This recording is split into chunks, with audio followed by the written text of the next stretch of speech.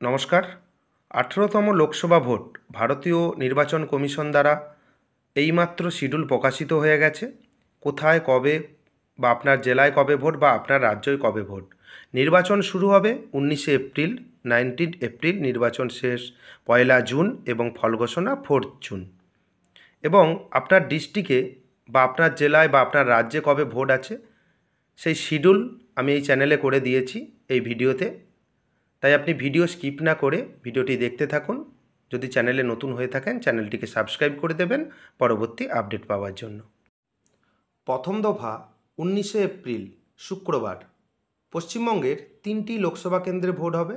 এটা প্রথম দফার ভোট কোচবিহার, আলিপুরদুয়ার এবং জলপাইগুড়ি। দ্বিতীয় দফা 26শে এপ্রিল শুক্রবার দার্জিলিং, রায়গঞ্জ এবং বালুরঘাট।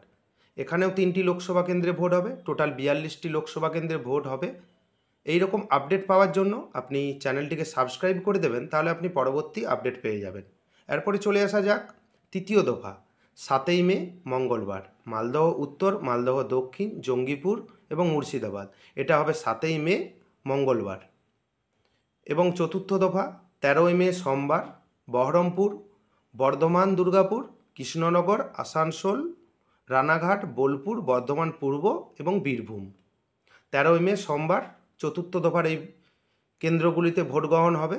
এবং পঞ্চম দফা 20 মে সোমবার বনগাঁ, শ্রীরামপুর, ব্যারাকপুর, হুগলি, উলবেড়িয়া, আরামবাগ এবং হাওড়া। পঞ্চম দফায় এটা ভোট গ্রহণ কেন্দ্র বা এখানে ভোট হবে পঞ্চম দফায়।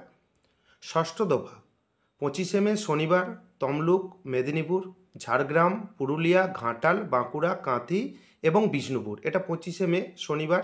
এবং সর্বশেষ দফা সপ্তম দফা 1 জুন শনিবার মথুরাপুর, বারাসাত, দমদম, ডায়মন্ড হারবার, কলকাতা উত্তর, যাদবপুর, কলকাতা দক্ষিণ, জয়নগর এবং বসিরহাট। এই সংক্রান্ত ভিডিও আবার পরবর্তীতে আনব। এবং আপনি যদি চ্যানেলে নতুন হয়ে থাকেন চ্যানেলটিকে সাবস্ক্রাইব করে দেবেন। যদি ভিডিওটি ভালো লাগে ভিডিওটি লাইক করে দেবেন এবং বন্ধুদের মধ্যে শেয়ার করে দেবেন। ধন্যবাদ।